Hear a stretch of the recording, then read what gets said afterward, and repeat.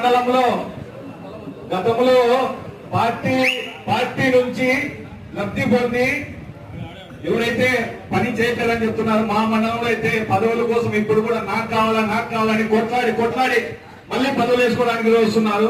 కాబట్టి నాకు మా మండలం తరఫున పూర్తి మద్దతు ఉంది. అలాగే మా నియోజకవర్గం అందరూ కూడా ఇలాగే ఉండి కలిసికట్టుగా 2029లో కదిరిలో వైఎస్ఆర్సీపీ జెండా ఎగరవేయాలి. ఈరోజు మనమంతా కష్టకాలంలో ఉన్నాం. ఈరోజు కదిరి మండలంలో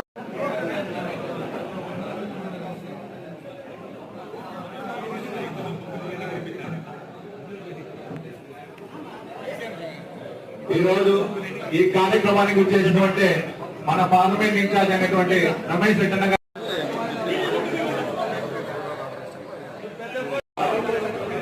వైఎస్ఆర్ కాంగ్రెస్ పార్టీలో నూతనంగా నియమితులైనటువంటి అసెంబ్లీ కమిటీ సభ్యులకి, మండల కమిటీ సభ్యులకి, అలాగే అసెంబ్లీ మండల కార్యవర్గ కార్యక్రమం యొక్క ముఖ్య ఉద్దేశం ఏమంటే ఎవరైతే పార్టీ కార్యవర్గ సభ్యులుగా అలాగే పార్టీ కమిటీల్లో నియమితులయ్యారో వారందరినీ శుభాభినందనలు తెలియజేస్తూ పార్టీ రమేష్ కుమార్ రెడ్డి గారు రావడం జరిగింది.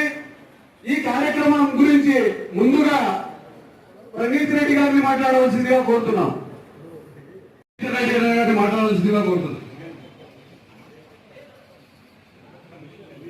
వేదిక అలంకరించిన పెద్దలకు, మన పార్లమెంట్ అబ్జర్వర్ అయిన రమేష్ రెడ్డి, భాస్కర్ రెడ్డి అన్న గారికి, చాంద్ బాషా అన్న గారికి, ఇక్కడికి విచ్చేసిన కార్యకర్తలకు, నాయకులకు కోసం కార్యకర్తలకు ఎక్కడ కూడా వారికి లబ్ధి చేకూరే పథకాల్లో కూడా వారికి ఇవ్వని పరిస్థితులు చూసాం. కాబట్టి చాలా మంది గత ఎన్నికలో ఉత్సాహంగా పనిచేయలేకపోయారు. ఎందుకంటే గతంలో అధికారంలో ఉన్నా కూడా మాకు ఎలాంటి లబ్ధి చేకూరలేదు, ఎలాంటి లాభం చేకూరలేదు అని చెప్పి చాలా మంది ఆ రోజు బాధపడి ఎన్నికల్లో 2024లో జరిగే ఎన్నికల్లో చాలా మంది నాయకులు స్తబ్దతగా పనిచేశారు.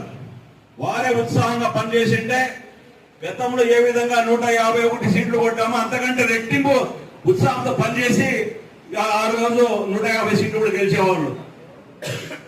కానీ గతంలో ఉండే నాయకులు వారికి సహకరించుకోకుండా కార్యకర్తలకు, నాయకులకు వాళ్ళకి ఎలాంటి లబ్ధి చేకూరకుండా వారు స్వయంగా లబ్ధి పొందారని చెప్పి ఒక అపోహ ఉంది.